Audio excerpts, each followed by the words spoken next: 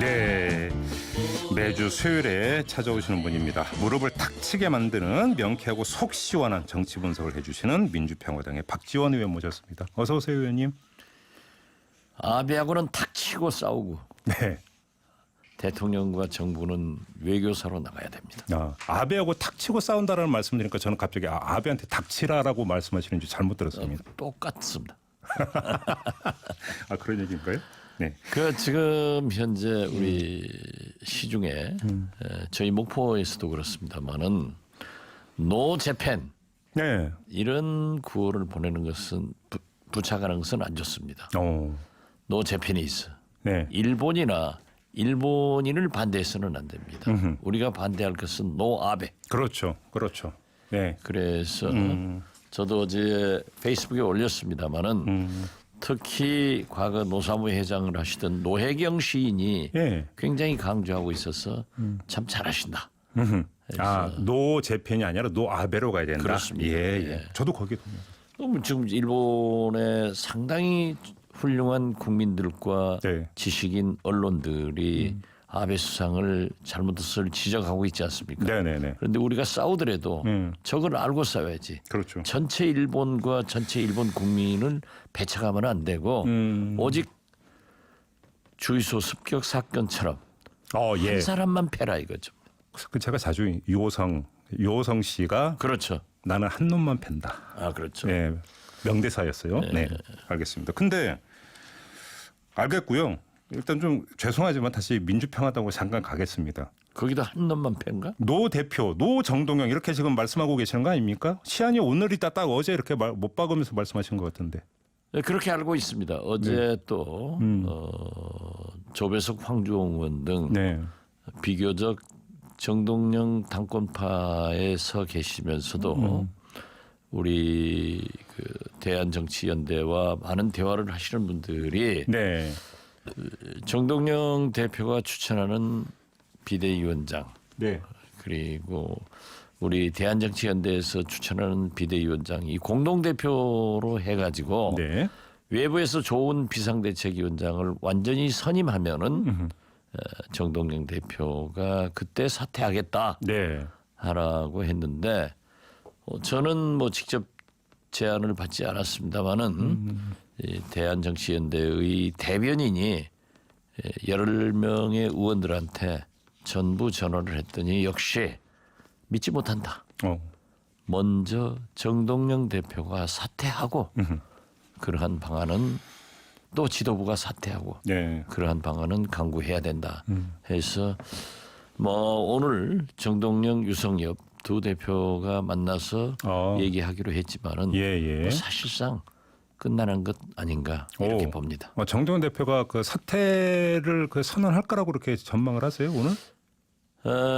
사퇴하지 않으리라고 저는 봅니다. 안 할 거다? 그렇기 때문에 사실상 끝난다 이거죠. 관계가 끝난다? 관계는 끝나는 건 아니죠. 왜냐하면 우리 대한정치연대에서는 정동영 대표와 지도부가 내려놓고 함께 하자. 지금 개문발차하는 겁니다. 알겠습니다. 지금 여러분은 김종배의 시선집중 함께하고 계시는데요. 유튜브 라이브로 함께하실 수 있습니다. 유튜브 공간에 들어오셔서 김종배의 시선집중 검색하시면 바로 뜨니까 구독과 좋아요 버튼 눌러주시고 박지원 의원께 궁금한 점 있으면 의견 주시면 저희가 방송 내용에 반영하도록 하겠습니다. 유튜브로 JSD 희동님이 안녕하세요 박지원 의원님 이렇게 일단 인사를 건네셨습니다. 가급적 당내 문제는 질문하지 마시기를 간곡히 부탁합니다. 하겠습니다. 근데 왜 정동영 대표로는 안 된다고 그렇게 판단하시는 거예요? 제가 판단하는 게 아니라 우리 현직 의원들이 지금 정동영 대표가 어제 그제가 취임 1주년이 됐습니다. 그때 당시 대표를 출마하면서 6월 1년까지 당 지지도를 10%를 올리겠다라고 했는데 지금 현재도 줄기차게 1 내지 3% 지지도를 유지하고 있고 전혀 정치 정당으로서의 아무리 군소 정당이지만은 이 존재감을 확인시키고 있지 못합니다. 그리고 특히 우리 홈베이스인 호남에서조차 어떤 역할을 하지 못한다고 하면은 지금 호남에서는 문재인 대통령의 성공을 바라면서 그러나 반드시 진보 정권으로 재창출돼야 된다. 네. 그것을 위해서는 역시 민주당 일당으로 나가는 것보다는 민주평화당과 경쟁시켜서 네. 오히려 민주평화당 의원들이 더 훌륭하기 때문에 네. 6대4 정도로 진출시켜줘야 된다. 이것이 정권 재창출에 더 필요하고 긴장 가지고 지역구 활동을 한다. 알겠습니다. 그러니까 당의 간판이 중요한데 정동영이라고 하는 간판은 1년 동안 검증이 된 거 아니냐. 그러니까 비대위를 꾸려갖고 새로운 어떤 간판으로 비대위로 가야 된다. 여기까지 좋은데. 그렇죠. 그러면 그 정동영 대표를 능가하는 그러니까 그런 어떤 간판이 될 수 있는 인물이 누가 있는 건지 그리고 그런 인물이 과연 올까라고 하는 그러니까 궁금증이 생기는데 어떻게 지금 현재 정동영 대표가 계시니까 네. 정치권은 불신이 생기잖아요. 네. 지금 바른미래당을 보면은 우리가 금세 알아들을 겁니다. 손학규 대표가 네. 어떠한 경우에도 당 대표를 내려놓지 않고 네. 옥새를 가지고 있단 말이에요. 예. 그러니까 아무런 진전이 없는 거예요. 음. 그리고 손학규 대표도 똑같은 말씀하잖아요. 나는 전당대회에서 당원들에 의해서 선출된 당 대표인데 누가 나를 나가라 하느냐. 네. 바로 이것이 우리가 배워야 할 것입니다. 그래서 지금 현재 우리 정동영 대표도 이대로는 안 된다. 그러니까 비대위를 구성해야 되는데 나를 중심으로 구성하자. 네. 그러면 똑같은 거죠. 의원님 그러면 그러니까 정동 대표가 물러났다고 가정을 하고 비대위 체제로 전환한다고 가정을 하면 네, 비대위원장을 맡을 사람이 지금 외부에 있습니까? 네, 있습니다. 마음속에 두고 있는 내지 대화가 진행되는 인물이 있습니까? 물론 뭐 아직까지 확정은 안 됐지만은 예. 몇 분을 모시고 지금 그 얘기를 하고 있는데 그러면 그분들도 이구동성으로 예. 당 대표가 있는데 내가 들어가서 뭘 하겠냐. 네. 즉 한국당을 보시면 됩니다. 당 대표가 있는데 예? 김병준 위원장이 비대위원장 들어가서 아무것도 못 하고 나오지 않습니까? 네네네. 그렇기 때문에 그러한 일단 정동영 대표가 물러가서 우리하고 똑같은 병풍 노릇을 하자 이거죠. 근데 정말로 그 정도의 당의 간판 역할을 하려면 명망도 있어야 되고 급도 거의 대선 주자급으로 가야 되는 거 아니냐 이게 뭐 일반적인 분석일 것 같은데. 물론 그런 사람이 있습니까? 그러한 분이 지금 현재 있는 것은 아닙니다. 예. 그러나 지금보다는 새로운 깨끗하고 정치권보다는 젊고 그러한 분을 내세워야만이 호남 출신입니까? 개혁적으로 좀 나갈 수 있지 않느냐. 네. 홍 누구요? 호남 출신이냐고요? 호남 출신이냐고요? 예. 호남 출신도 있고 다른 출신도 있고 그렇습니다. 아 그래요? 예. 그러면 정동영 대표가 물러나 주기만 하면 내가 비대위원장으로 가서 한번 역할을 해보겠다는 의사를 밝히는 인물이 몇 명입니까? 몇몇 계신다고 알고 있습니다. 아 그래요? 예. 제가 손학규 대표가 다음 주에 손학규 선언을 한다 지금 이렇게 예고가 되고 있지 않습니까? 그건 어떻게 전망해서 어떤 내용일 거라고 전망을 하세요? 정계 개편 관련이라고 하는데. 글쎄요, 손학규 선언이 뭐 자기 혼자 선언하는 게 혹시 손학규 선언하고 지금 이 대한정치연대하고 어떤 이게 조인되는 그림 이런 것들은 그러한 것은 없을 겁니다. 없습니까? 예, 완전 다른 길입니까? 예, 그렇습니다. 물론 예. 우리가 정치는 생물이니까 네. 우리가 새로운 결사체, 신당 창당 제3지대를 한다고 하면은 네. 가다 보면 만날 수는 있겠지만은 지금 처음에는 바른미래당 일부 인사들과도 대화를 오고 가고 했지만은 네. 지금 망가졌잖아요. 네. 거기하고 손잡으면 망가진 사람끼리 손잡는구나. 그러면 이것만 확인하고 마무리할게요. 지금까지 나왔던 이야기는 민주평화당 의원들 그러니까 특히 이제 대한정치연대하고 바른미래당 안에 호남계 의원들이 모여가지고 네. 이른바 호남신당 쪽으로 가는 거 아니냐 이런 이야기가 많이 나왔는데 그게 아니라는 말씀이십니까? 지금 현재는 그런 거 없습니다. 물밑 이야기가 되고 있다는 이야기도 있었는데 물론 아닙니까? 335 얘기도 되고 있고 네. 어제 저도 박주선 전 부의장 모친상에 가서 예. 얘기도 나누고 했지만은 그러한 것은 없습니다. 아 그래요? 알겠습니다. 요거는 그냥 소개만 드리겠습니다. 유튜브로 김보원님이 박 의원님이 비대위원장 하시면 지지율 20% 보장합니다. 이렇게 지금 보내주셨네요. 저는 비대위원장 맡을 그런 건 전혀 하지 않겠습니다. 저부터 내려놓습니다. 알겠습니다. 좀 다른 문제로 좀 넘어가겠습니다. 현안인데요. 1719님이 그렇잖아도 질문 드리려고 했는데 문자를 보내주시기를 문재인 대통령의 평화 경제로 일본 경제를 뛰어넘을 수 있다는 말씀 어떻게 생각하십니까? 이런 질문을 주셨네요. 어떻게 생각하세요, 의원님? 미래지향적으로 아주 좋은 제안입니다. 그렇지만 현실적으로 네. 지금 현재 일본 경제 보복을 커버하고 나갈 수 있는 것은 너무 시간이 오래 걸립니다. 네. 사실 평화 경제라고 하는 것은 북한의 경제가 있습니다. 만약 남북 관계가 좋아지고 교류 협력지고 하고 더 나아가서는 통일이 된다고 하면은 우리 대한민국 사회의 가장 큰 문제인 인구 문제가 해결됩니다. 네.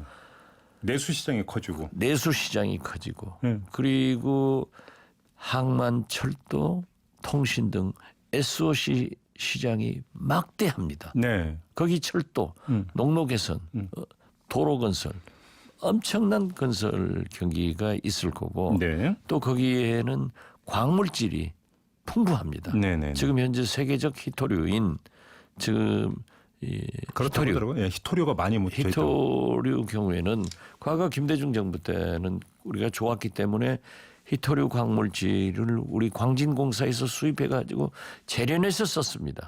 그런데 지금 우리가 막히니까 네. 그게 중국으로 수출돼 가지고 중국에서 재련해서 우리가 비싼 값에 사오거든요. 네. 그래서 세계의 히토류 매장량이 북한에 제일 많습니다.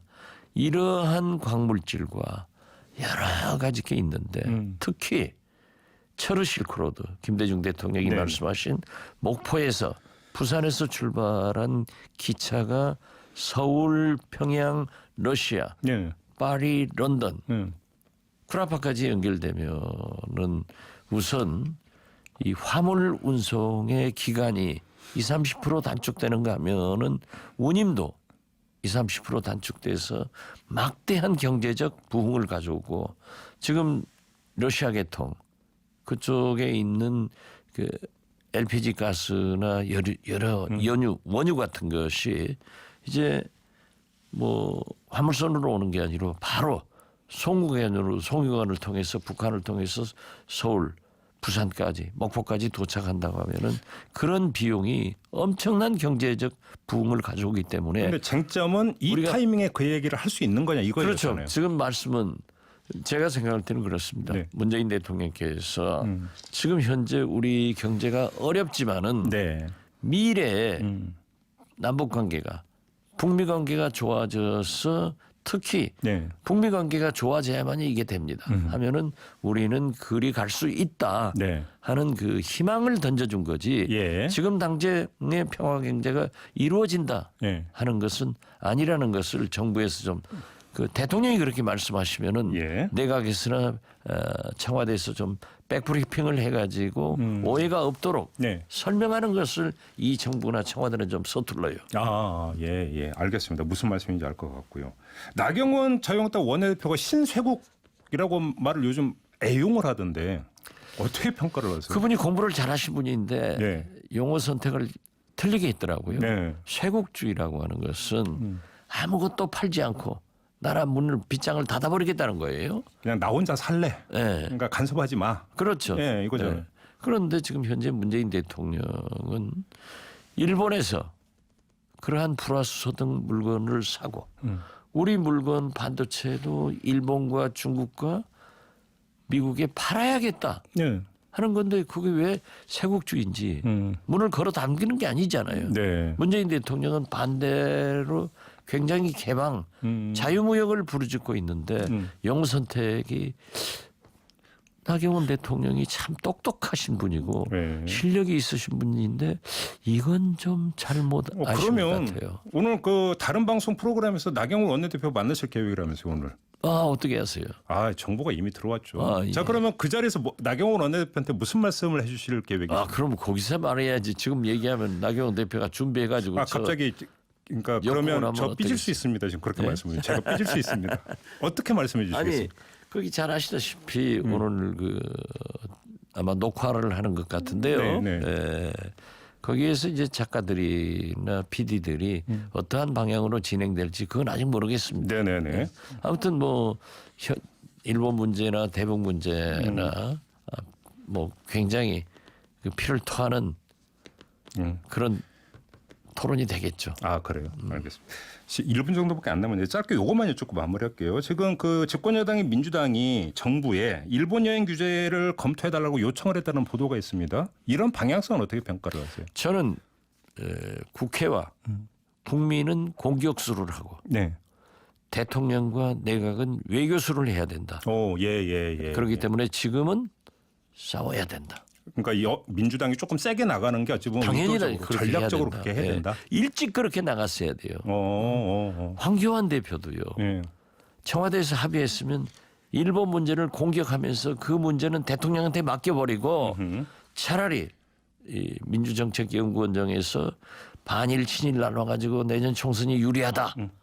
또 검찰의 인사가 너무 윤석열 일변도다. 알겠습니다. 이런 것을 선택해서 공격했으면 훨씬 잘 될 건데 네. 아무것도 못하고 있는 한국당. 진짜 문재인 대통령은 야당 복은 최고로 잘 땄다. 네. 이걸 이렇게 강조합니다. 마무리하고 이제 인사 나눠야 될 건 다 됐네요, 시간이. 고맙습니다, 의원님. 네, 감사합니다.